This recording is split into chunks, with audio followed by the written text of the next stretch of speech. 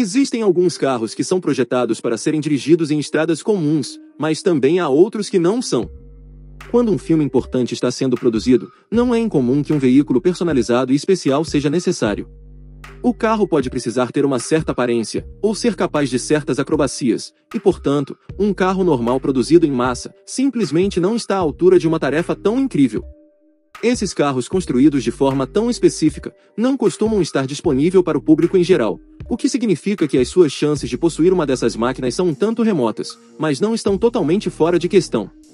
Confira neste vídeo as histórias por trás de alguns dos veículos mais icônicos dos filmes de sucesso dos anos 90. Christian Bale provavelmente forneceu a performance mais icônica do Batman nas últimas décadas, mas nós temos que colocar a encarnação do personagem de Michael Keaton no início dos anos 1990, no mínimo em segundo lugar. Porém, quando falamos do Batmóvel, eu tenho que afirmar que a máquina pilotada pelo Keaton é de longe a mais incrível e icônica de todas. Teria sido uma tragédia se este lindo carro tivesse sido descartado após as filmagens. Então o comediante americano Jeff Dunham garantiu que destino fosse evitado. Dunham comprou o veículo do filme em 2011 e desde então já gastou cerca de $500 mil reformando esse ícone. Ele fez um trabalho tão bom que recentemente foi liberado dirigir nas estradas dos Estados Unidos. O Batmóvel turbinado agora conta com um motor de Corvette, além de 5 câmeras que permitem ao motorista uma visão panorâmica do mundo lá fora. O verdadeiro Batman ficaria orgulhoso desse tipo de tecnologia. Infelizmente ele não conseguiu que as autoridades aprovassem a ideia de usar o gancho para fazer as curvas fechadas.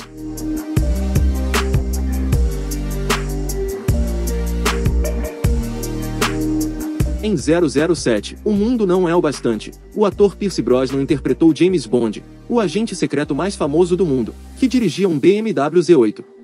A BMW fez muitos Z8s entre 1999 e 2003, então o que tornou este tão especial?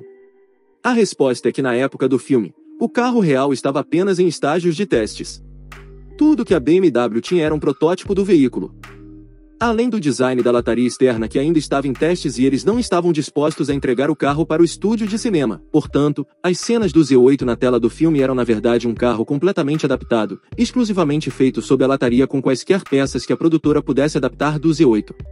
Só 2 versões do carro foram feitas, uma das quais pode ser encontrado no London Film Museum. O outro foi vendido para propriedade privada durante um leilão em 2012, não era adaptado para rodar nas ruas naquele momento, mas não dá para afirmar se o novo proprietário fez algo para mudar isso nos anos seguintes à aquisição. Se você é fã dos filmes do Homem-Morcego, ou mesmo se gosta de curiosidades sobre filmes, provavelmente já sabe que o Batmóvel nunca é usado 2 vezes. O que significa que toda vez que há um novo filme do Batman há também um novo Batmóvel. Depois do carro anterior ter entrado para a galeria dos clássicos na memória dos fãs, chegamos ao Batmóvel do filme Batman Forever. Uma versão interessante do carro, certo? Bem, algumas pessoas pensam que parece futurista e ousado. Na minha opinião, a barbatana faz com que pareça muito mais com um tubarão do que com um morcego. Talvez seja por isso que o carro alcançou apenas $165 mil em leilão em 2015. Quando foi construído em 1995, estimava-se um custo de $2,5 milhões para a montagem do veículo que tem um motor Chevrolet V8, totalmente funcional que pode ser conduzido nas ruas legalmente. Porém, estranhamente, a Warner pôs uma condição de venda para o novo proprietário. Ele nunca poderia dirigi-lo em público. O que o torna um pouco mais do que um brinquedo caríssimo estacionado na garagem do seu feliz proprietário. A versão de 1997 do Batmóvel, construída para o desastroso filme Batman e Robin. Essa era uma proposta um pouco mais tradicional. Já que os produtores não queriam repetir a controvérsia que veio com o design do carro de 1995, então optaram por algo mais volumoso e funcional, inspirando-se no design do Jaguar D-Type, sendo esse o maior Batmóvel de todos os tempos. O carro excedia mais de 9 metros de comprimento e era capaz de acelerar próximo de 200 km por hora. Um desempenho impressionante para um equipamento de um filme, que poderia ser ainda mais rápido se não tivessem enormes aerofólios na traseira que causavam muito arrasto aerodinâmico. Até mesmo as rodas deste carro tiveram que ser feitas sob medida com um diâmetro de 22 polegadas e pneus estampados com o logotipo do morcego. Os 6 escapamentos na parte traseira em formato de veia não estão lá apenas para decoração. Eles ajudam a garantir que o carro se move em linha reta quando acelera. Uma aparência fantástica, mas não muito prático. Quando o Knight Rider foi reimaginado como carro da série da TV americana em 1991, foi considerado tudo o que seria necessário para substituir o icônico carro preto Kitty, da série original. Aquele era um Pontiac Banshee. Para ser mais específico, um Pontiac Banshee 4, de acordo com o que foi revelado pela empresa em 1988. Nessa época, este carro era muito futurista, era elegante, tinha um capô triangular e um sistema de projeção no para-brisa, que é considerado tecnologia avançada mesmo nos dias de hoje. Com mais de 5 metros de comprimento, por muito tempo foi considerado um veículo gigantesco e representava um salto tecnológico para a época. O volante sozinho tinha 20 botões, alguns dos quais operavam várias câmeras a bordo. A versão do carro que apareceu na TV foi fortemente modificada, porém acabou se mostrando impraticável para algumas das filmagens em muitas cenas. Então um Dodge Stealth de 1991 muito bem disfarçado, teve que ser usado como substituto. O personagem Blade nunca teve um carro nos quadrinhos, mas foi decidido que ele precisaria de um para o primeiro filme de Wesley Snipes, lançado em 1998. E qual seria o veículo que um personagem meio humano meio vampiro dirigiria em vez de um supercarro moderno? Os produtores do filme decidiram fazer uma abordagem mais retrô e dar a ele um Dodge Charger preto de 1968. O exterior do carro era completamente autêntico, mas por dentro era equipado com uma variedade de armas de super-heróis, incluindo luzes ultravioleta para derreter vampiros, além de coldre para uma espingarda e a espada. O mesmo carro foi usado durante as filmagens de todos os 3 filmes com uma única diferença: o veículo do filme tem um motor 383 Magnum, diferente do 440 Six-Pack que é produzido em massa.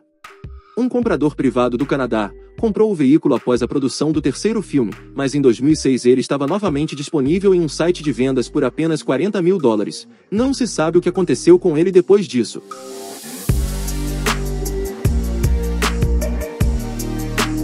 O DeLorean é um carro que ficou, digamos, famoso, graças aos filmes De Volta para o Futuro. Interessante que toda vez que vemos um DeLorean é impossível não pensar se seria realmente uma máquina do tempo. Apenas um dos veículos usados nos filmes acabou nas mãos de um comprador privado. Mas, esse ícone esconde um segredo que poucos sabem. Na verdade, não é um DeLorean. O comprador da cidade de Massachusetts, nos Estados Unidos, pagou um total de $440 mil na compra do veículo do 3º filme De Volta para o Futuro em 2011. Um preço alto, porém justificável pelo privilégio de dirigir um carro que entrou para a história do cinema. Mas que na verdade, não é realmente um DeLorean, mas sim um Volkswagen Beetle disfarçado. A história aqui é que o DeLorean DMC-12 não aguentou as longas horas de condução no set no meio do deserto. Então uma solução era necessária, e os produtores decidiram usar a carroceria de aço do DeLorean sobre o chassi de um Volkswagen Beetle. O Beetle está muito mais próximo de um buggy, portanto, poderia desempenhar as funções exigidas no deserto facilmente. Aqui está um famoso carro de cinema que você pode possuir, se você tem algum tempo livre, dinheiro, e se interessa pelo Jeep icônico do filme Jurassic Park de 1992.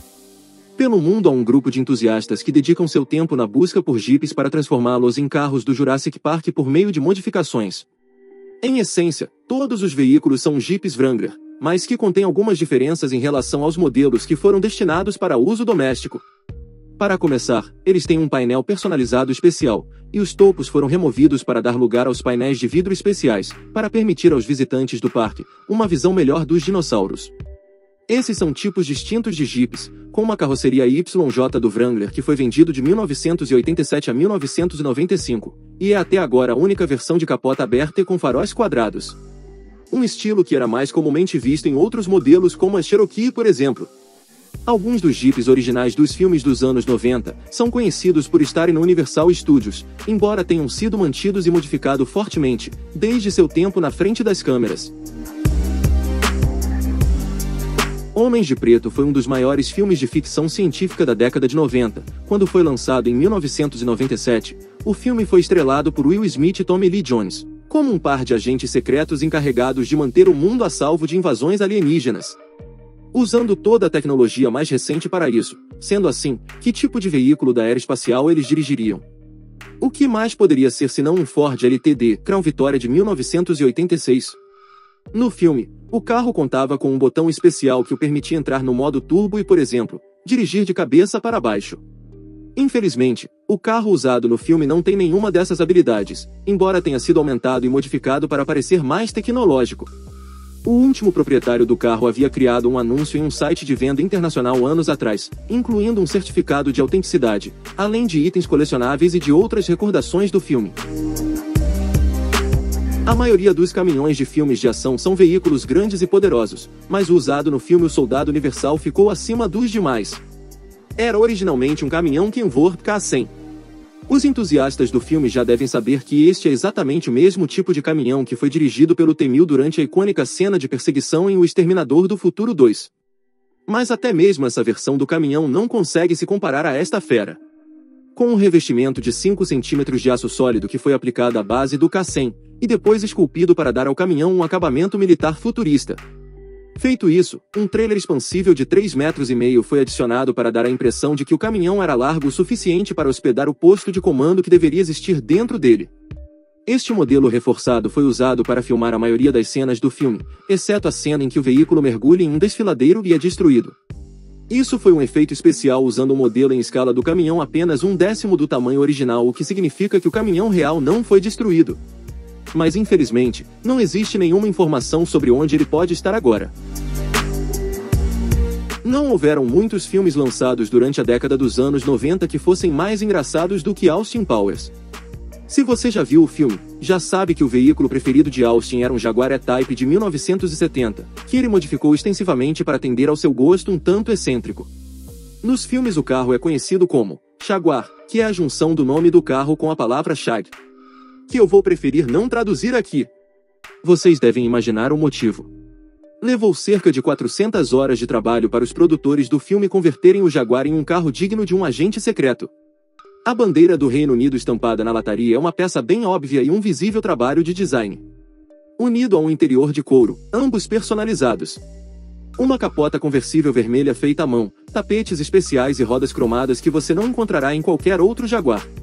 O carro foi visto no eBay algumas vezes ao longo dos anos e agora está nas mãos de um colecionador particular. O último carro da nossa lista é o AMC Pacer, na cor azul bebê, fabricado no ano de 1976. Esse pode ser considerado o tipo de veículo que compradores norte-americanos levaria para o ferro velho. Mas isso é apenas se você não souber a proveniência deste veículo em particular. Se esse carro está parecendo um tanto deslocado nesta lista, que tal dizer que ele hospedou a versão mais icônica de Bohemian Rhapsody do Queen, já vista em uma tela de cinema? O carro do filme Quanto Mais Idiota Melhor era originalmente rosa, mas foi pintado de azul, além de outras adições feitas especificamente para o filme, que incluem um reboque, grafismos de chamas e um buraco no teto para um dispenser de alcaçuz. Infelizmente isso nunca foi realmente funcional e não está mais dentro do veículo. Esse carrinho foi visto pela última vez em um leilão público em 2016, onde foi vendido por surpreendentes $37.400, nada mal. Inscreva-se no canal e ative as notificações. Aproveite também para assistir um dos vídeos que estão aparecendo na tela. Obrigado por assistir e te vejo nos próximos vídeos. Até mais!